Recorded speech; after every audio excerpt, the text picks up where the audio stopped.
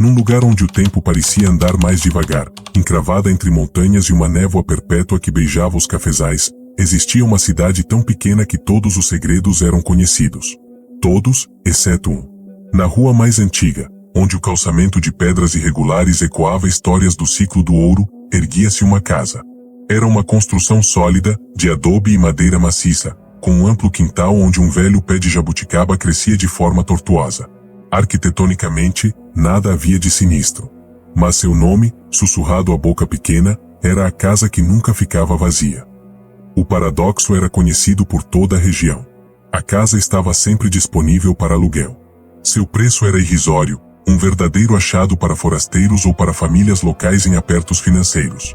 A corretora, uma mulher de semblante sempre apressado e olhos que evitavam os dos clientes ao falar do imóvel, tratava a locação como mera formalidade. Os contratos eram assinados, as chaves eram entregues.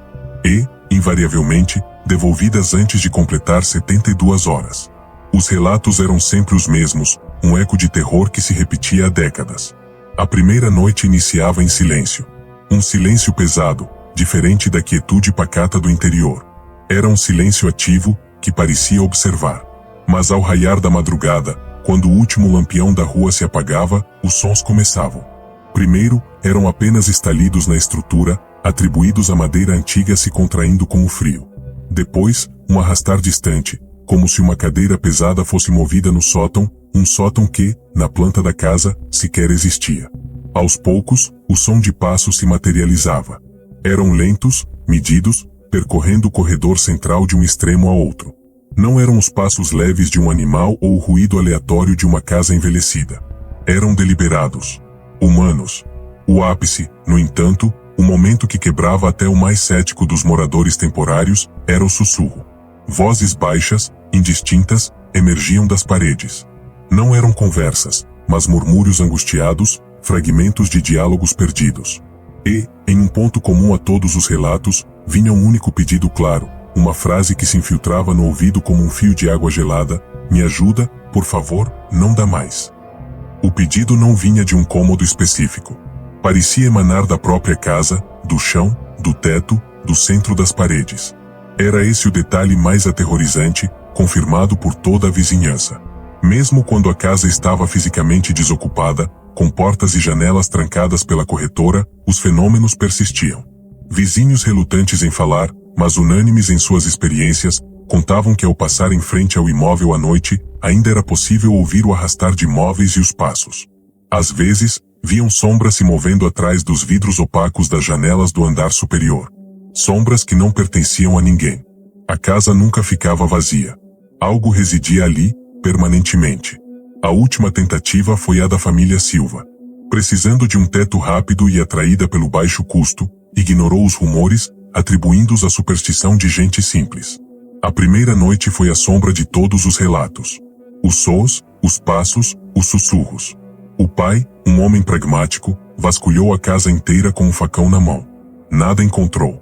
Na segunda noite, porém, a experiência se aprofundou. A filha mais nova, de 7 anos, acordou chorando, dizendo que uma senhora muito triste e fria estava sentada na beirada de sua cama, olhando para a parede e repetindo baixinho: está tudo errado. Tudo no lugar errado. No mesmo instante, no quarto ao lado, o filho adolescente acordou sufocado, com a nítida sensação de que inúmeras mãos o puxavam pelo colchão, tentando arrastá-lo para baixo da cama. Não eram mãos visíveis, mas a impressão de dedos, de pressão, era inegável e aterrorizante. A mãe, por sua vez, jurava ter visto no corredor, por um breve segundo, a silhueta de um homem alto e muito magro, que não se vira de frente, mas simplesmente se dissolveu na escuridão ao chegar ao fim do corredor. Ao amanhecer, a família Silva não discutiu. Empacotou seus pertences em pânico silencioso e deixou a casa antes mesmo do sol nascer completamente. Ao devolver a chave à corretora, o pai, pálido e com olheiras profundas, apenas balbuciou: tem algo lá dentro. Algo que não sai. E chama por companhia. O verdadeiro segredo da casa, no entanto, foi descoberto acidentalmente anos depois, por um historiador obcecado pela arquitetura colonial. Pesquisando nos arquivos empoeirados da cidade, ele encontrou a planta original da construção, do século XVIII. A casa havia sido amplamente reformada nos anos 1920. A planta antiga mostrava que o atual salão principal era, na verdade, o local de uma antiga capela interna. E, mais intrigante, no exato ponto onde hoje ficava o corredor central, existia uma pequena porta que levava a uma cripta familiar, um costume da época para abrigar os restos mortais dos proprietários. A reforma dos anos 20, visando modernizar a casa, selou essa entrada. A cripta nunca foi esvaziada. Os ossos dos antigos moradores, aqueles que construíram e viveram no local por gerações, nunca foram transferidos para o cemitério municipal. Ficaram ali, emparedados, esquecidos sob o piso de madeira e o reboco. A explicação não chegou aos ouvidos da maioria na cidadezinha. Para eles, o mistério permanece. A casa continua de aluguel. O preço é ainda mais baixo agora. E nas noites frias de inverno, quando a névoa desce densa sobre as montanhas e o vento assobia nas frestas, os vizinhos mais antigos, ao ouvirem os familiares arrastares e os passos medidos vindos da casa supostamente vazia, simplesmente cruzam-se e sussurram para si mesmos. Eles sabem. Os antigos donos nunca saíram de casa.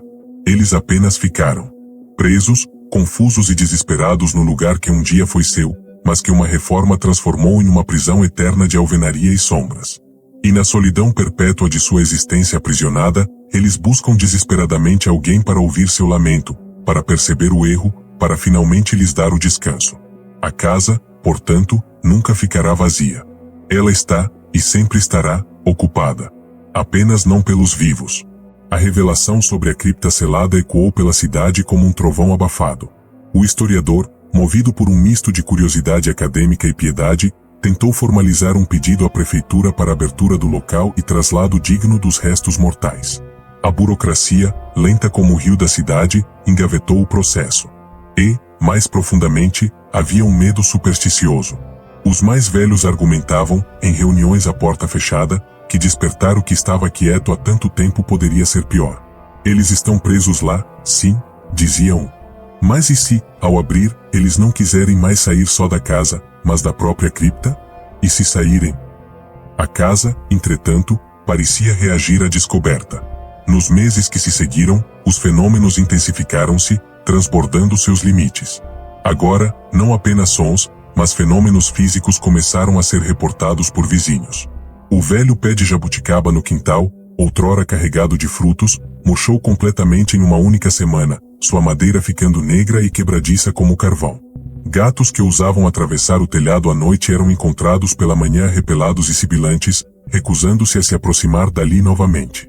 Pior era a sensação que se instalou na rua. Um frio constante e úmido, mesmo nos dias mais quentes de verão, emanava do terreno. As casas vizinhas começaram a sofrer com problemas elétricos inexplicáveis. Lâmpadas queimando com frequência, televisores ligando sozinhos em canais de estática no meio da noite.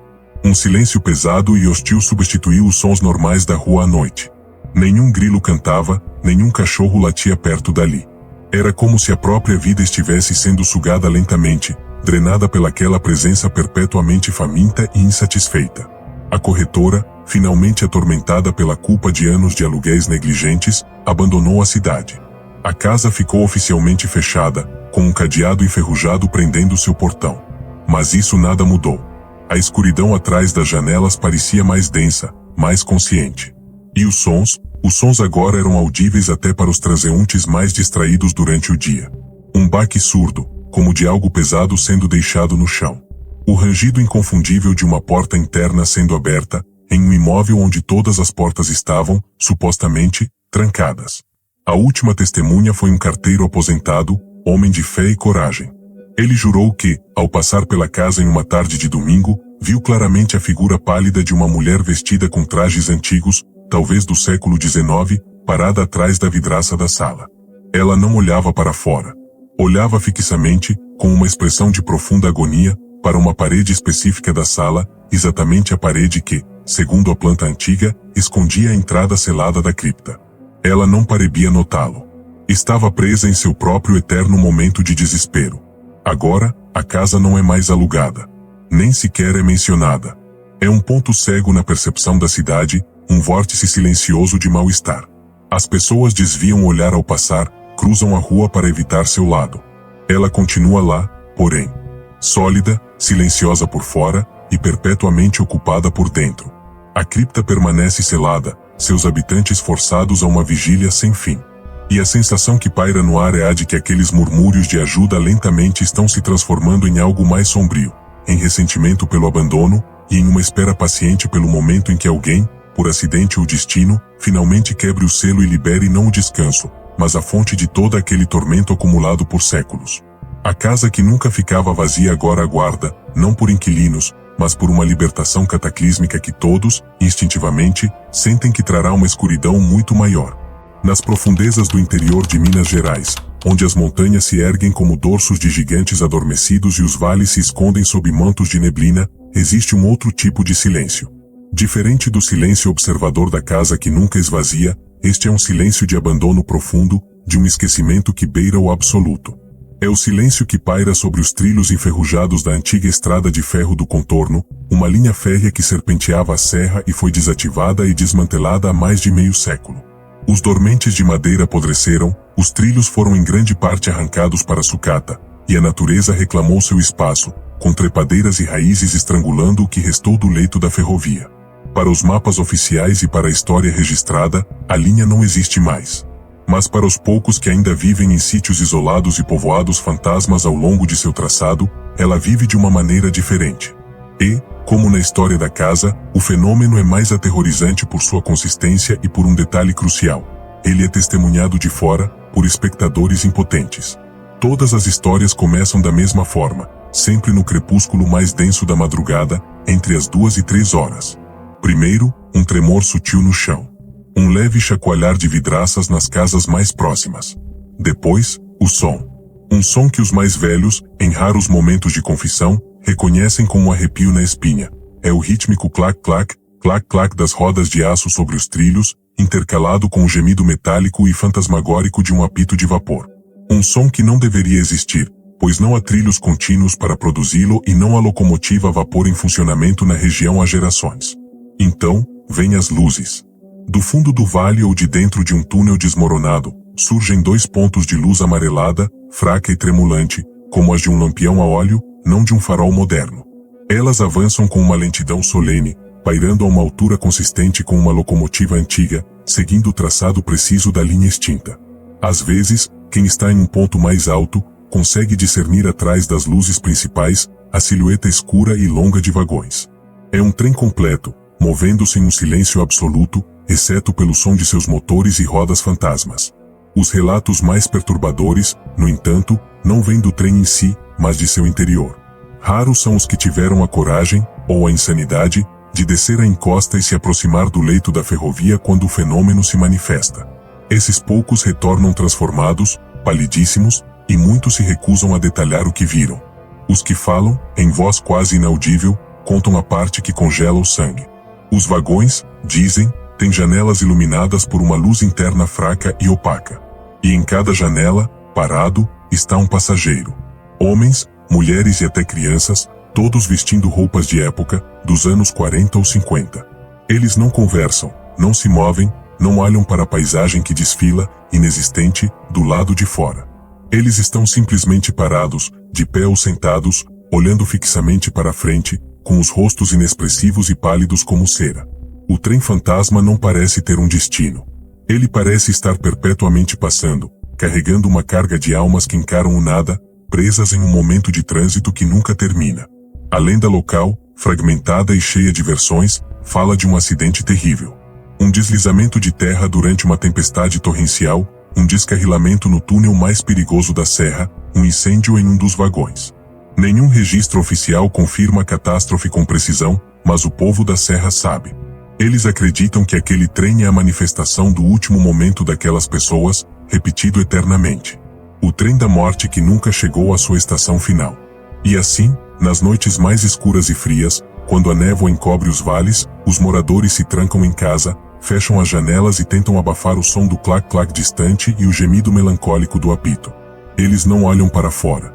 Temem que, se o fizerem, possam ver, através da neblina, o rosto pálido e vazio de um passageiro na janela de um trem que não existe, olhando diretamente de volta para eles, como se os visse, como se estivesse perguntando, em seu silêncio ensurdecedor, por que eles estão aqui, no mundo dos vivos, enquanto o trem segue sua viagem infinita pela Serra dos Mortos.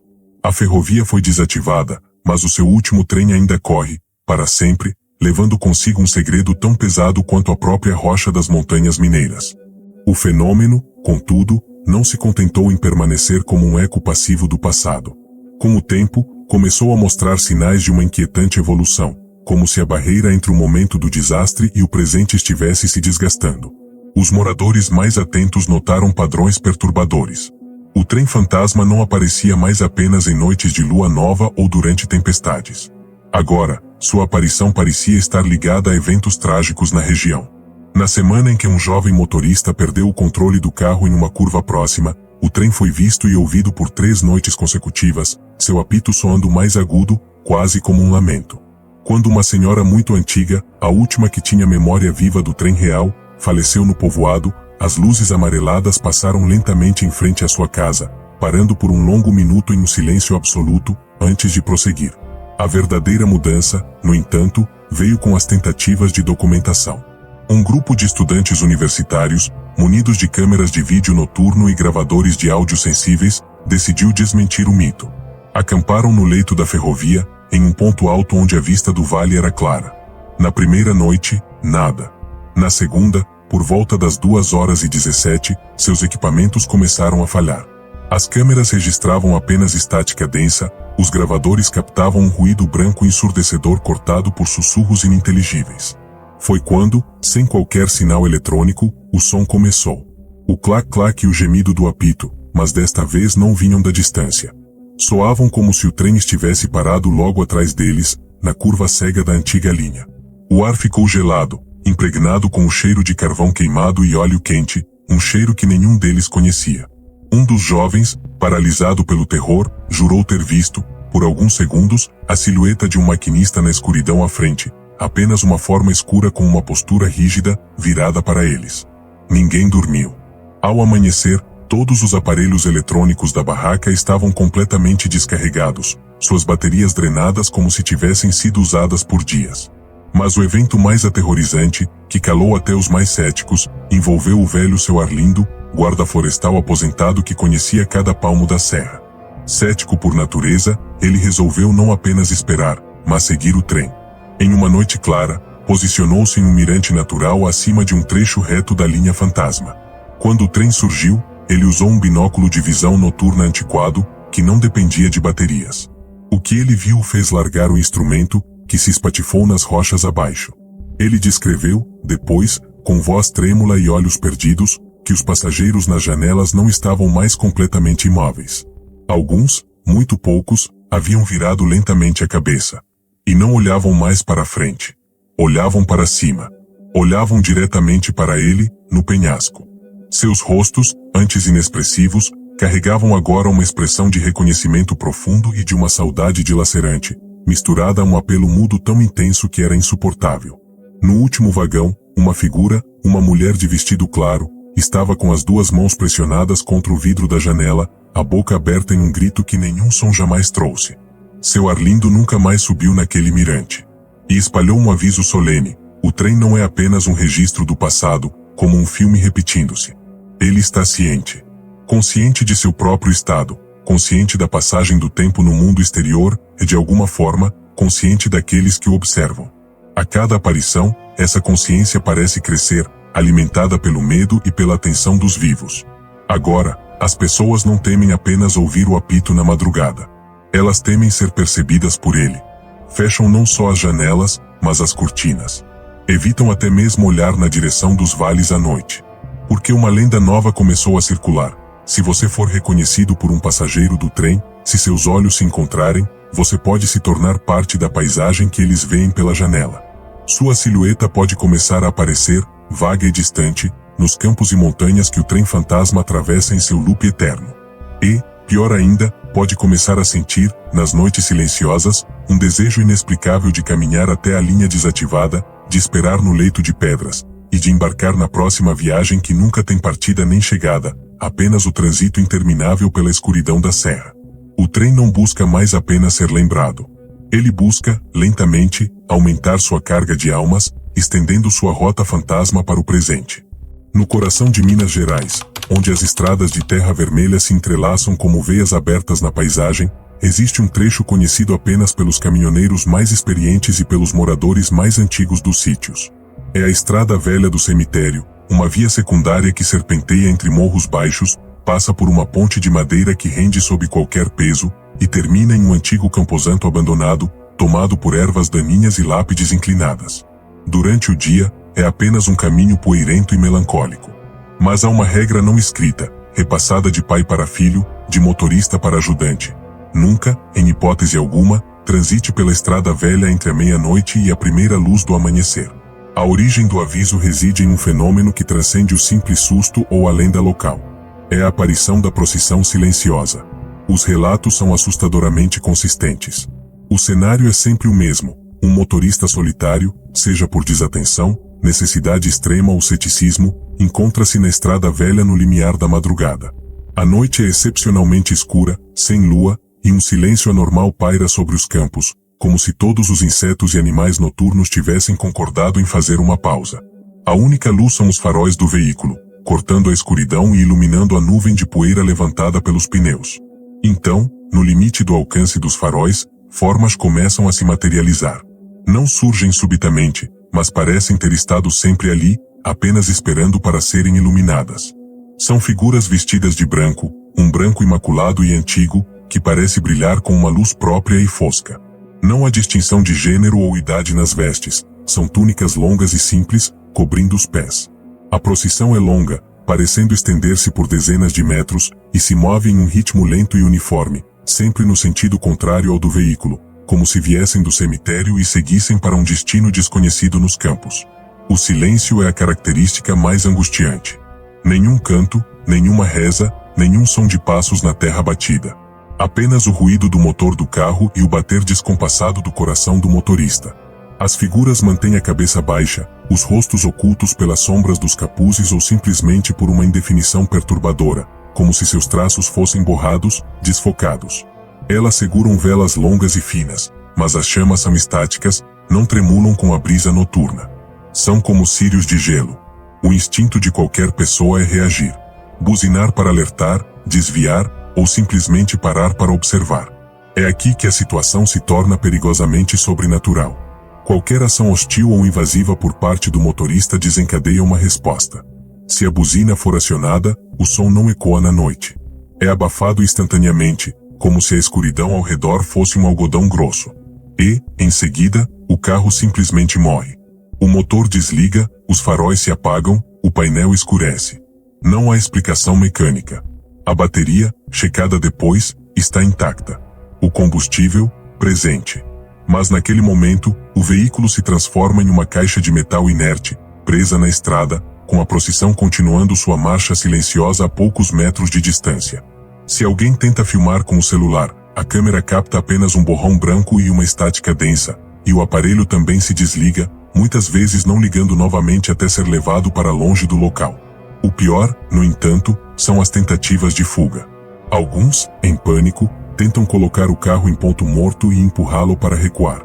Outros, abandonam o veículo e fogem a pé pela estrada ou pelo campo.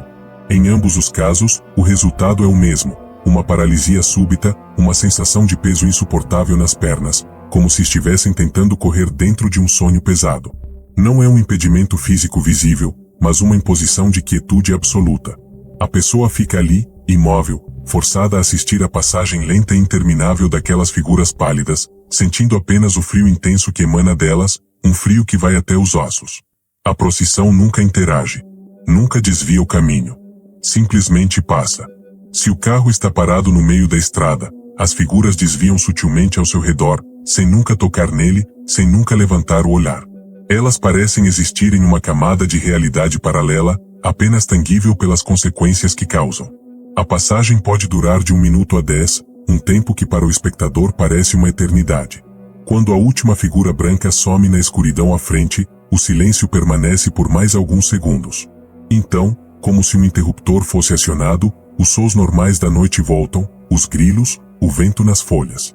O carro religa com um simples toque na chave, como se nada tivesse acontecido.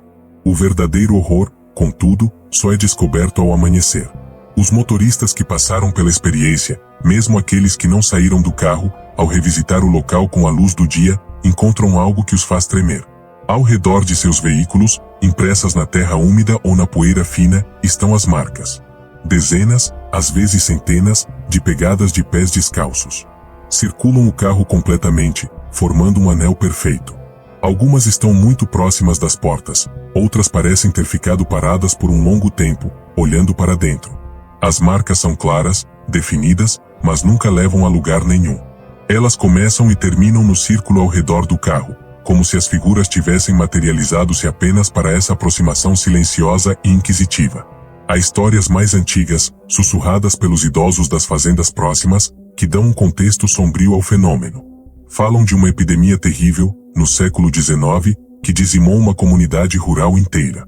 Os mortos, em número tão grande, não puderam receber sepultamento individual adequado no pequeno cemitério.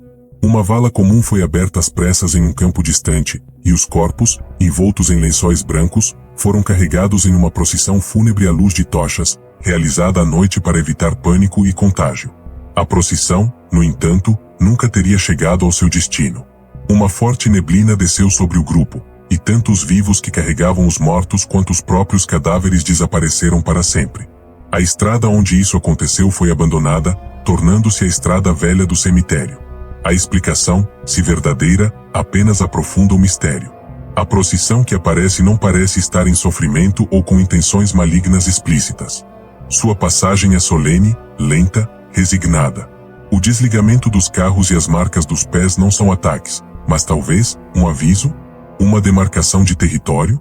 Uma lembrança de que aquele caminho, em certas horas, não pertence mais aos vivos, mas a um momento de trânsito suspenso no tempo, onde os mortos ainda caminham em busca de um túmulo que nunca alcançaram. A regra, portanto, tornou-se lei. Ninguém transita pela estrada no horário proibido. GPSs são programados para evitar o trecho. Caminhoneiros preferem dar uma volta de dezenas de quilômetros a mais. Pois o medo não é apenas de ver a procissão. O medo é de ficar preso, no escuro e no silêncio, cercado por pegadas que não levam a lugar nenhum, testemunhando um funeral eterno que acontece à meia-noite, e do qual ninguém, vivo ou morto, consegue escapar. É a humilde aceitação de que algumas estradas, à noite, não são para serem percorridas, mas apenas observadas de longe, com respeito e um temor muito antigo. Com o tempo, a natureza da procissão silenciosa começou a se revelar de maneiras ainda mais perturbadoras, sugerindo que sua aparição não era um mero replay do passado, mas um fenômeno consciente e, de alguma forma, interativo com o mundo moderno. Os primeiros sinais dessa evolução foram notados pelos motoristas mais atentos que, por um infortúnio do destino, testemunharam a procissão mais de uma vez. Eles relataram uma mudança sutil, mas inegável. O brilho fosco das túnicas brancas agora parecia refletir, de maneira distorcida e fantasmagórica, a luz dos faróis dos carros. Era como se o tecido antigo estivesse aprendendo a interagir com a luz moderna. Pior ainda, alguns juravam que as figuras, que antes mantinham a cabeça rigidamente baixa, agora apresentavam um leve inclinar de cabeça na direção do veículo parado, como se ouvissem seu silêncio interno, ou sentissem o pavor pulsante de seus ocupantes. O segundo fenômeno, documentado em pouquíssimos e terríveis relatos, foi o das marcas progressivas. Um motorista de caminhão, que teve seu veículo desligado e ficou imóvel dentro da cabine, relatou algo além das pegadas. Ao amanhecer, ele descobriu que as marcas dos pés descalços não se limitavam ao círculo ao redor das rodas. Havia um rastro claro delas que levava até a porta do passageiro. E, na poeira acumulada na lateral da porta, a marca inconfundível de uma mão pequena, com os dedos bem definidos, como se alguém tivesse se apoiado ali, tentando espiar para dentro. O homem nunca mais dirigiu à noite. A lenda ganhou uma nova e terrível camada com o incidente do topógrafo. Contratado para um levantamento da região, ele ignorou todos os avisos e montou acampamento próximo à Estrada Velha, determinado a realizar medições noturnas. Sua equipe, alojada em uma pousada a 10 quilômetros de distância, perdeu contato com ele por rádio logo após a meia-noite. Ao amanhecer, encontraram o acampamento intacto, a barraca armada, o equipamento caríssimo espalhado sobre uma mesa. Mas o topógrafo havia desaparecido. Não havia sinais de luta. A única coisa fora do comum era uma série de pegadas descalças que circundavam a barraca, muito mais profundas do que o normal, como se várias pessoas tivessem permanecido paradas ali por um longo tempo. E, partindo da entrada da barraca, um único par de pegadas, agora usando as botas do homem, que se dirigiam em linha reta para o meio da estrada velha. As pegadas simplesmente cessavam no centro da via, como se ele tivesse evaporado. O homem nunca foi encontrado. Nos círculos mais supersticiosos, dizem que a procissão, naquela noite, não se contentou em apenas passar. Ela fez uma pausa e convidou alguém para se juntar. Após esse evento, um novo detalhe sinistro entrou para os relatos. Os poucos que ousaram transitar pela estrada logo após o nascer do sol, antes que o calor dissipasse a umidade, começaram a notar algo além das pegadas. No ar, pairando sobre o trecho onde a procissão era mais frequentemente avistada, um cheiro fraco, quase imperceptível, de terra molhada e flores murchas, o cheiro característico de um túmulo antigo aberto. E, em dias muito úmidos, gotículas que se assemelhavam a orvalho, mas com uma textura ligeiramente oleosa, eram encontradas sobre a lataria dos carros que estacionavam por ali brevemente. O medo transformou-se em ritual. Os moradores das poucas propriedades remotas que margeiam a estrada adotaram um costume. À noite, colocam uma vela acesa dentro de um pote de vidro no muro, voltada para a estrada. Não é uma oferenda, explicam. É um sinal de respeito. Um reconhecimento de que aquela via tem dois usos. Um para os vivos, durante o dia. Outro para os que estão presos em seu trânsito eterno, durante a noite. Dizem que, nas noites em que a procissão aparece, as chamas dessas velas não tremulam. Elas se inclinam levemente, todas na mesma direção, como se fossem sopradas pela passagem silenciosa das figuras brancas. A estrada velha do cemitério hoje é mais do que um local assombrado. É uma fronteira. Uma linha tênue entre o tempo que segue seu curso e um momento de catástrofe coletiva que ficou congelado, repetindo-se com uma solenidade pacífica e aterradora. As autoridades fecharam oficialmente o trecho, citando riscos geológicos. Não há bloqueio físico, apenas uma placa desbotada. Ninguém a questiona. Pois o verdadeiro perigo não está no asfalto ou na terra, mas no que pode acontecer quando um homem, dentro de sua máquina moderna e barulhenta, invade inadvertidamente um funeral que já dura mais de um século. E descobre, da pior maneira possível, que os participantes do cortejo podem, às vezes, decidir que precisam de mais um acompanhante para sua longa e silenciosa caminhada na escuridão.